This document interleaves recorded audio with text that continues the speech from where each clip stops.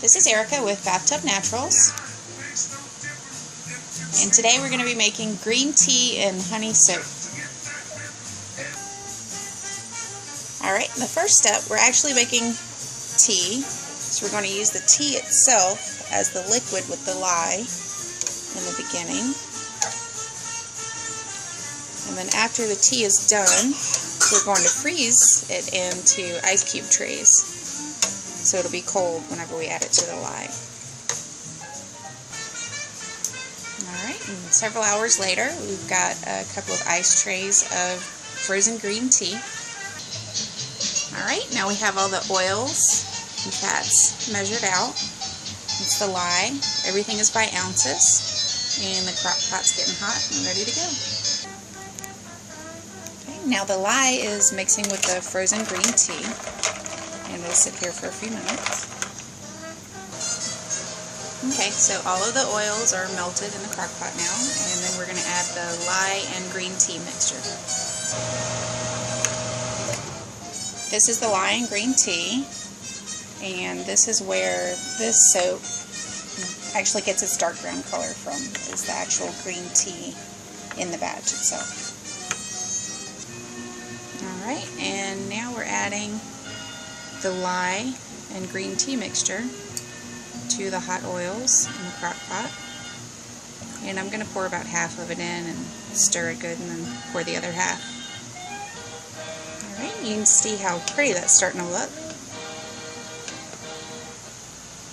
Now we're going to the stick blender, and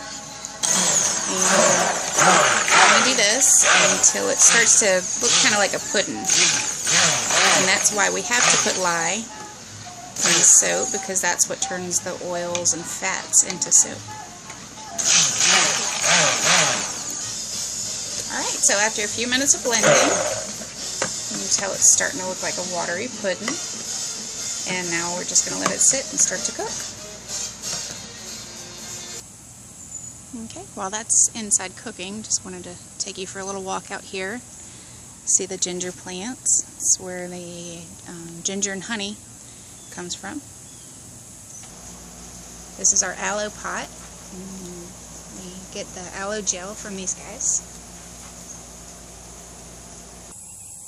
And the elderberries, which happen to be in bloom right now for the video. And this is where most of the goat milk comes from when they feel like it. Okay, we're back inside, and this has been gone for about 15 minutes, and it's starting to roll in on itself. And so we're going to keep checking on it about every 15 minutes for an hour or so, maybe stirring it sometimes. Okay, so it's been in here for about an hour, and it's looking like it's almost ready. So I'm just going to test the pH and get the additives all ready for it. Okay, so the acidity is right where we want it, and that's about an 8. And I've got the green tea that I saved from some of the bags after we got the tea out of them, and the local honey. We've got our 100% pure oil, lemon eucalyptus, right there. And we're going to check the temperature as we go along, make sure it's not too hot before we add the oils. Alright, so I turned the crock pot off, and I put my green tea and honey in, and now we're just going to blend it in really well. Okay, so it cooled down enough to add the essential oils, and we've got those in, and the mold is ready. And it's the little cheerleaders in the background. Alright, and now the soap is in the mold, and what's going to happen... Sorry. Hiya! Hi, baby!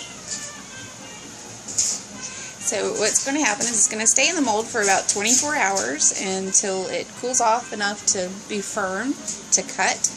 And I've got a cutting board that I made also, and each individual bar of soap is cut by hand, and so they do vary slightly in weight because of that, but it adds more of a personal touch.